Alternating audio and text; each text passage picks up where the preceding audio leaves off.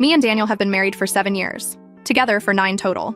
We have 2 kids, Wyatt, who just turned 6, and Ella, who's 4. We met through mutual friends at this outdoor concert thing back when we were both in our early 20s. And honestly, for most of our relationship, I thought we were solid. The kind of couple other people would say they wanted to be like. Mara came into my life about 5 years ago. She moved to our area for work, and we connected through this gym class that neither of us even ended up sticking with. But we became close fast. She was at my house constantly, knew everything about my life, was there when Ella was born, came to every birthday party and holiday gathering. She didn't have family nearby, so we basically adopted her into ours. Daniel always got along with her too, which I thought was great, because it meant we could all hang out together without any weird tension. The thing is, I didn't find out through some dramatic phone discovery like you see in movies. It was way more pathetic than that. About 3 weeks ago, I was looking for the extra car charger that I know we have somewhere because Daniel bought it specifically for road trips. I was checking all the usual spots, glove compartment, center console, and then I remembered he keeps some stuff in the storage compartment under the passenger seat that I literally never open because it's usually just full of random receipts and napkins. So I popped it open and there's this phone. Not his regular phone, a completely different phone in a black case. And I just stared at it for a solid 30 seconds, trying to make sense of why my husband would have a whole separate phone hidden in his car. My first thought was actually that maybe it was an old phone he forgot about. But when I pressed the button to check, it turned on. Battery at 73%, recent notifications on the lock screen. And one of those notifications was a text preview from a contact saved as just the letter M. The message said something like, "Can't stop thinking about last Tuesday," and there was a heart emoji after it. I sat in that car in our driveway for probably 15 minutes just holding this phone. My hands were shaking so bad I almost dropped it twice. Part of me wanted to put it back and pretend I never saw it because I think some part of me already knew. But I couldn't. I had to know. The passcode was our anniversary date, which is so messed up when you think about it. The text went back 2 years. And they were all to Mara. Not just casual texting either. Full-on relationship stuff. Plans to meet up when I thought he was working late or at the gym. Inside jokes. Things they wanted to do together in the future. And yeah, explicit stuff too that I am not going to get into because I still feel physically ill thinking about it. But here's the part that really destroyed me. There were multiple conversations where they talked about Emmy, about how they felt bad sometimes, but also how they thought I was too focused on the kids to notice anything. How Daniel felt like I didn't appreciate him anymore. How Mara said she tried to feel guilty but couldn't because she genuinely thought they were meant to be together. There were messages from maybe 8 months ago where they were discussing timelines, like literal timelines for when Daniel could leave me. They talked about waiting until Ella was in school full-time so it would be easier on the kids. They talked about how they'd have to be careful about how they came out as a couple so people wouldn't judge them too hard. They had been planning this for years. While Mara sat at my kitchen table and listened to me talk about my marriage, while she helped me pick out anniversary gifts for Daniel, while she told me I was so lucky to have a guy like him, I screenshot everything, and I mean everything. I was in that car for almost 2 hours going through every single message thread, every photo they'd sent each other, everything. I emailed them all to myself and to a backup email, and also saved them to a cloud folder. Then I put the phone back exactly where I found it, because I needed time to think about what I was going to do. The next few days were the hardest of my entire life. Acting normal around Daniel while knowing what I knew. Seeing Mara's name pop up in our group chat making plans for her birthday party that weekend, and having to respond like everything was fine. I didn't tell anyone yet because I wanted to make sure I had my ducks in a row first. I called around and talked to a lawyer about what my options were. I started quietly gathering financial documents and making copies of important paperwork. But I also couldn't stop reading those messages over and over.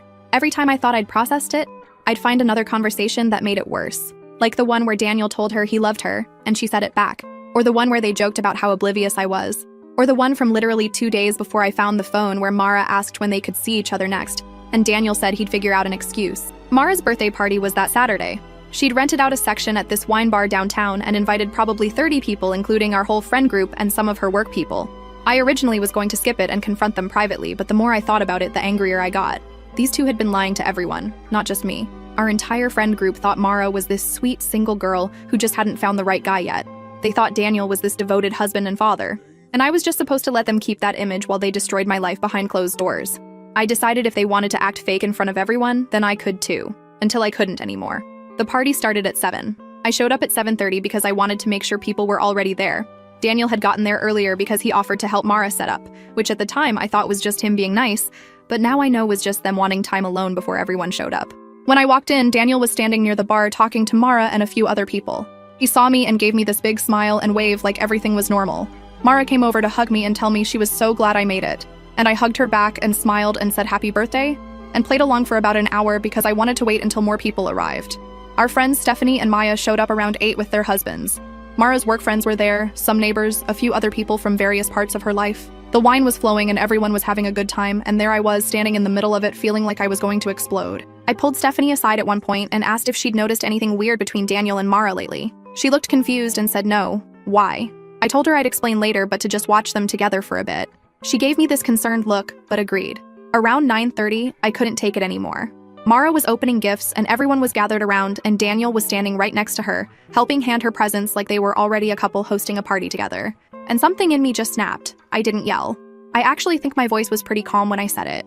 I just waited for a pause and then said that before she opened any more gifts, I thought everyone should know that Mara had been sleeping with my husband for 2 years. Daniel immediately started saying I didn't know what I was talking about. Mara looked like she was going to pass out, but I was ready. I pulled out my phone and started reading some of the messages out loud. The ones where they talked about me being too oblivious to notice. The ones where they discussed waiting until my kids were older to be together publicly. The ones where Daniel told her he loved her. Mara started crying and saying I was taking things out of context. Daniel kept talking over me, trying to explain that those messages weren't what they looked like. And I just laughed because what else could they look like? There was no context where "can't wait to be with you for real" and "I love you so much and here's a picture of exactly what I want to do to you later" could mean something innocent. Some of Mara's work friends left immediately because they obviously didn't want to be in the middle of whatever this was. But our actual friend group stayed, and that's when things got really ugly. Daniel pulled me aside and started hissing at me about how I was embarrassing him and that we needed to talk about this at home. I told him absolutely not, that I was done having private conversations, while he lied to my face.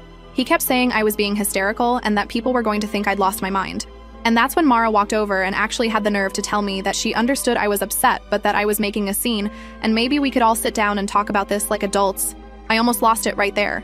She was talking to me like I was the one who'd done something wrong, like I was being unreasonable for being upset that my husband had been cheating on me with her for 2 years. I told her to stay the hell away from me and that I had nothing to say to her. She started crying harder and saying this wasn't how she wanted me to find out and that she never meant to hurt me. And Daniel was comforting her, right in front of me, his hand on her back, telling her it was okay, while I stood there watching my marriage and my friendship disintegrate in real time. Stephanie came over and basically positioned herself between me and them, which I think was her way of protecting me from doing something stupid. Maya was just standing there with her mouth open, looking back and forth like she couldn't process what was happening. A few other people from our friend group started asking questions and demanding to see the messages themselves because they couldn't believe Daniel and Mara would do something like this. I showed them. I showed everyone who wanted to see. And watching their faces as they read through those texts and realized this wasn't me being crazy, this was real, was both validating and devastating at the same time. The party obviously ended after that. People started leaving in awkward clusters, some stopping to hug me and say they were sorry and they had no idea. A few people actually hugged Mara too, which made me want to scream, but whatever. Daniel tried to get me to leave with him, and I flat out refused. I told him to go stay somewhere else because I didn't want him in our house that night. He got angry and said I couldn't just kick him out of his own home, and I said watch me. Stephanie offered to let me stay at her place with the kids, but my mom had already been watching them, and I just wanted to be in my own house. So Daniel ended up leaving with one of his friends, and I drove home alone. That was 3 weeks ago, and honestly, things have only gotten more complicated since then. Daniel has been texting and calling constantly. At first, he was angry and defensive, saying I had no right to humiliate him like that, and that I'd ruined Mara's birthday and made everyone think he was some monster when it wasn't that simple. Then after a few days, he switched to apologetic, saying he was sorry and he wanted to work things out and he'd do whatever it took to fix this. He keeps saying it was a mistake and that he still loves me and our family and doesn't want to throw away 7 years of marriage. When I asked him if he was willing to cut Mara out of his life completely, he couldn't give me a straight answer. He said it was complicated and that he cared about her, but that didn't mean he didn't care about me too. He said they'd developed feelings over time and he couldn't just turn those off overnight, but that he was choosing our family, and that should be enough. It's not enough. How am I supposed to believe he's committed to working on our marriage if he can't even commit to not talking to the woman he cheated on me with? And Mara. God, Mara. She's been trying to reach out too, sending these long messages about how she never meant for any of this to happen, and how she valued our friendship and how sorry she is. She keeps saying that she and Daniel both just got caught up in something they didn't plan, and that she hopes someday I can forgive her. She actually had the audacity to say that she thinks we could all move past this eventually if I was willing to try. I haven't responded to any of her messages. I blocked her on everything except my regular text because my lawyer said to keep records of everything she sends in case it becomes relevant later. Our friend group is a complete mess now. Some people are fully on my side and have cut Daniel and Mara off completely. Stephanie and Maya have been amazing and check on me constantly, but there are others who seem to think that while what Daniel and Mara did was wrong, I also handled the situation badly by airing everything out at the party. A few people have said things like, well, you didn't have to do it so publicly, or you could have talked to them privately first. One person, this guy Steve, who's been friends with Daniel since college, actually told me that maybe if I'd been paying more attention to my marriage, this wouldn't have happened. I almost threw my drink in his face. I really did. Because imagine having the audacity to blame the person who got cheated on for not preventing the cheating. Like it was my job to be so perfect and attentive that my husband wouldn't want to sleep with my best friend for 2 literal years while lying to my face every single day. Daniel is still talking to her. I know because mutual friends have mentioned seeing them together and because he's not even trying to hide it anymore. When I confronted him about it, he said that since I was already planning to divorce him anyway, he didn't see the point in pretending. But then in the same conversation, he'll say he still wants to work things out and asks if we can go to counseling. I don't understand how those two things can exist at the same time in his brain. You can't say you want to save your marriage while actively continuing the relationship that destroyed it. My mom thinks I should file for divorce immediately and stop engaging with him at all. My dad says I need to think about the kids and at least try counseling before making any permanent decisions. My sister told me to burn all his stuff in the front yard. The lawyer I talked to said I'm in a decent position, given I have documented proof of the affair and our state considers that in divorce proceedings. But Daniel is pushing hard for us to try to work things out before I make any legal moves. He showed up at the house yesterday saying he wanted to talk, and when I let him in because the kids were with my mom, he spent 2 hours trying to convince me that what he and Mara have isn't real love. It's just something that happened, and that our marriage is worth fighting for. I asked him why I should believe anything he says when he lied to me for 2 years. He said he knows he messed up but that people make mistakes, and I need to decide if I'm going to let one mistake define our whole relationship. I pointed out that it wasn't one mistake, it was 2 years of continuous deliberate choices to lie and cheat and plan a future with someone else while pretending to be happy with me. He left around 10, but before he did, he said something that's been stuck in my head since. He said that Mara told him I was going to react this way, and that I would never be able to get past it. Like they'd discussed how I would respond to being betrayed. Like my reaction was something they'd factored into their plans.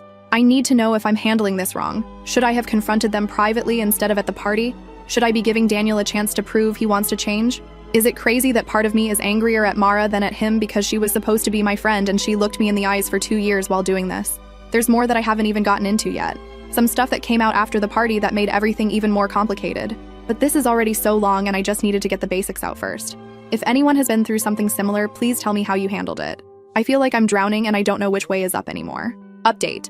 So I said I'd update, and here I am because this week has been insane and I need to get it all out before I actually lose my mind. After my first post, Daniel kept texting about wanting to talk. At first I ignored him, but then I realized I had questions that were eating me alive. Not because I wanted to forgive him, but because I needed to understand how I lived in a lie for 2 years without seeing it. My brain wouldn't stop spinning, and I figured the only way to make it stop was to get the full truth even if it destroyed me. I told him he could come over Sunday night. Kids were at my mom's because I knew this was going to get ugly and I didn't want them anywhere near it. He showed up at 8 and the first thing he did was try to hug me, like we were friends, like everything was fine. I stepped back so fast I almost tripped and told him to sit down and keep his hands to himself. He looked hurt and I swear I almost laughed in his face. He was hurt. By me not wanting a hug. He sat on the couch and started his whole speech about how sorry he was and how these past few weeks had been the hardest of his life and how he couldn't sleep and couldn't focus and blah blah blah. I let him talk for maybe 2 minutes before I couldn't take it anymore. I told him to shut up. I said I didn't want his apologies because they meant nothing. I wanted answers. Real answers. And if he was going to sit here and feed me more BS, he could get out right now. He looked shocked. I don't think I'd ever told him to shut up in 9 years together. I asked him when exactly it started with Mara, not the vague crap from his messages, the specific moment when my best friend became something else. He started stammering about how he didn't remember the exact date and I cut him off. I said, try harder. I said I spent 2 years not knowing what was happening in my own marriage, so the least he could do was give me actual details. He finally said it started after Ella's first birthday party. Mara stayed late to help clean up and they talked for hours after I went to bed. He said something shifted that night. I stood up so fast the coffee table rattled. Ella's first birthday. My daughter's first birthday. While I was upstairs exhausted from hosting a party and taking care of a 1-year-old, he was downstairs falling for my best friend, on my child's birthday. He tried to say something and I told him I wasn't done. I asked when it became physical. He said that wasn't important. The details would only hurt me more. I screamed at him that I was already destroyed, so he might as well finish the job. Tell me everything. He said about 4 months later, when Ella was around 16 months. Their first time was at her apartment when I thought he was at a work conference in Denver. I started pacing because I couldn't stand still. I remembered that conference. I remembered him calling me from the hotel saying he missed me and the kids. I remembered him bringing back a stuffed animal for Wyatt and a little dress for Ella. There was no conference. He spent 3 days with her and then brought my children gifts. I asked him if he bought those gifts himself or if Mara helped pick them out. He didn't answer, which meant she did. She helped him buy presents for my kids after spending 3 days with their father. I grabbed a pillow from the couch and threw it at him. I told him he was disgusting. He tried to say he knew and I said no. He didn't get to agree with me. He didn't get to act like we were on the same page now. We would never be on the same page. I asked how many times. He said he didn't keep count. I said, guess. He said maybe once or twice a month at first, then more often, weekly for the past 8 months or so. I did the math out loud. 50 times minimum. 50 times he slept with my best friend. 50 times he lied about where he was. 50 showers to wash her off before getting in bed with me. 50 times he looked me in the eyes afterward and acted like nothing happened. He started saying he knew it was a lot, and I told him to stop minimizing. A lot. Like we were talking about how many drinks he had at happy hour. This was my entire life he was lying about. I asked where. He said mostly her apartment. Sometimes hotels when they wanted to do something special. Special. They had special occasions. Like an anniversary or something. I asked if that's what he meant, and he got quiet. I asked him again if they celebrated anniversaries of their affair, and he finally said they'd gone away together for a weekend to mark 1 year. I had to hold on to the back of a chair because my legs felt weak. I asked him when. He said last October. I remembered last October. He told me he was going fishing with his buddy Steve for a long weekend. I was actually happy for him because I thought he needed guy time. Steve. I asked if Steve knew. If Steve covered for him. He said Steve knew they were having problems in their marriage, but didn't know specifically about Mara. Problems in their marriage. So he'd been telling his friends we had problems while I thought everything was fine. He was building a whole narrative where I was the bad guy so people wouldn't judge him when he eventually left. I walked straight to the bedroom. He followed me asking what I was doing. I ripped the sheets off the bed and threw them at him. I said I wanted these out of my house. I didn't care if it was the same sheets or not. I didn't care if I was being crazy. I wanted anything that might have touched them together out. I told him he didn't get to tell me to calm down. Calm was not an option. He backed up with his hands raised like I was some wild animal. Maybe I was. I didn't care. I asked him the question that had been destroying me. Did he love her? He started with his complicated bullshit, and I said no. Not complicated, yes or no. Do you love her? He said yes.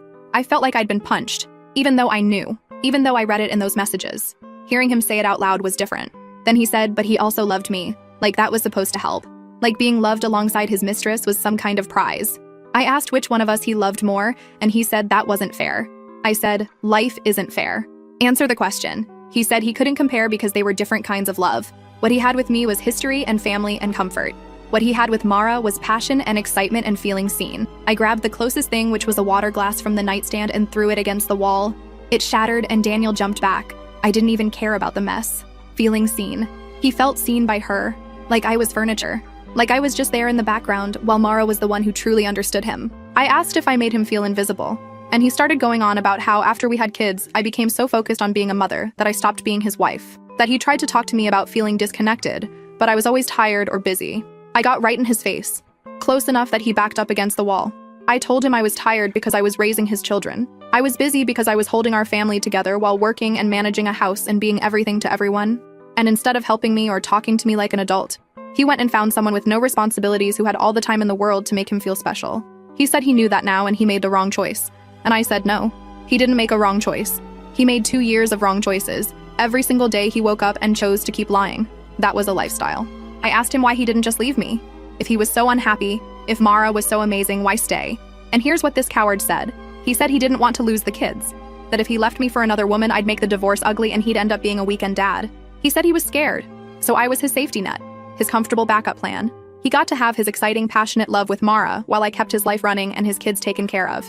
And he stayed not because he loved me, but because leaving was too complicated. I told him to get out. He tried to keep talking, and I opened the bedroom door and pointed. Get out. Now. He left but said he still wanted to work things out and he'd give me space.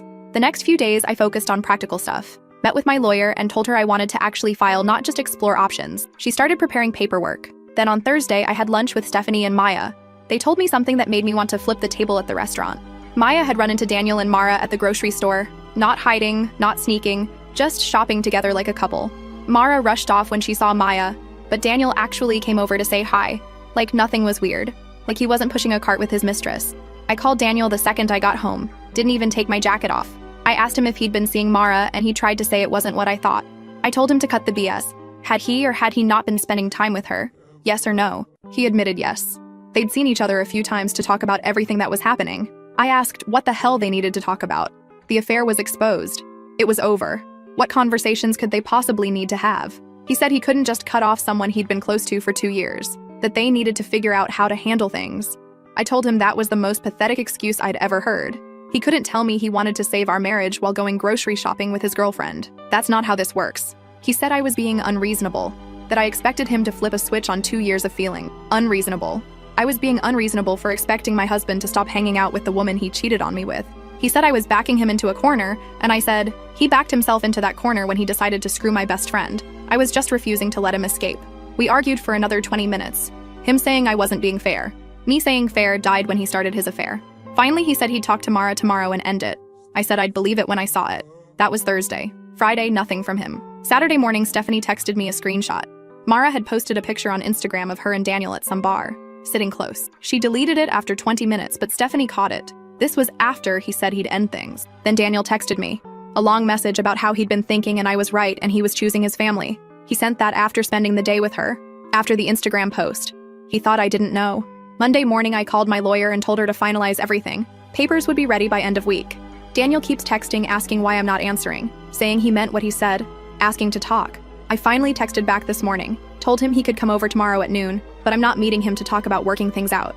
The divorce papers will be sitting on the kitchen counter when he walks in. He wanted time to figure things out. Well, I figured things out too. I figured out I deserve better than being someone's safe option while he loves someone else. Tomorrow I end this. Last update. Okay, so the conversation happened. Daniel came over around noon. Kids were at my mom's. I had the divorce papers sitting on the kitchen counter because I wanted him to see them the second he walked in. And he did. He asked if I was serious, and I said completely serious. I told him I was done with the conversations that went nowhere, done waiting for him to magically become a different person, done being the only one actually trying to save something he destroyed. And instead of apologizing or begging like he'd been doing for weeks, he got mad. He said I was throwing away our family over my pride, that I cared more about being right than about keeping our kids in an intact home. He said Wyatt and Ella were going to grow up in a broken family because I couldn't get over myself. I told him our family was already broken the second he started sleeping with Mara, and he said no. It was broken the second I decided to humiliate him at that party instead of handling things privately like an adult. We were still on that. He was still mad about the party. I asked him if he seriously thought exposing him was worse than what he did, and he said it wasn't about worse. It was about the fact that I made a choice to destroy his reputation and his relationship with our friends when I could have come to him first. He said I wanted revenge more than I wanted our marriage. I told him I found out my husband was planning to leave me for my best friend, and his main concern was how it made him look. He started arguing that wasn't what he meant, but I talked over him because I was done letting him redirect every conversation. Then I brought up the Instagram post. Mara posting that picture of them at the bar the same day he texted me saying he was choosing his family. I asked him to explain that. He said he went to tell her it was over, that the picture was from before they talked, that she was upset and posted it without thinking, and then deleted it when she realized. I asked why they were taking cute pictures together if he went there to end things, and he got quiet. Then he said, because it wasn't that simple. Because they'd been together for 2 years, and you don't just end something like that in one conversation. Because he owed her an explanation and some closure. He owed her. The woman who helped him cheat on me for 2 years. He owed her something. I asked him straight up, did he tell her he loved her during that conversation? And he said I was trying to trap him with questions. I said no, I was trying to get a straight answer for once in my life. Did he or did he not tell Mara he loved her when he went to quote-unquote end things? He wouldn't answer. He kept saying it wasn't relevant, and I kept pushing, until finally he admitted that yes, he told her he cared about her deeply, and that part of him would always love her, but that he was choosing his family. Part of him would always love her. That was his version of ending things. That was him choosing his family. I laughed. I told him that wasn't choosing me. That was keeping his options open while trying to have it both ways. And then he said something that made me want to flip the table. He said that I needed to accept that feelings don't just disappear, that he spent 2 years building something with Mara and those feelings were real even if the situation was wrong. He said that if I expected him to pretend she meant nothing to him, then I was asking him to lie again, and wasn't the whole point that we were supposed to be honest now? So his argument was that I should appreciate him being honest about still having feelings for his mistress, like I was supposed to be grateful he wasn't hiding it anymore. I told him to get out, and he said no.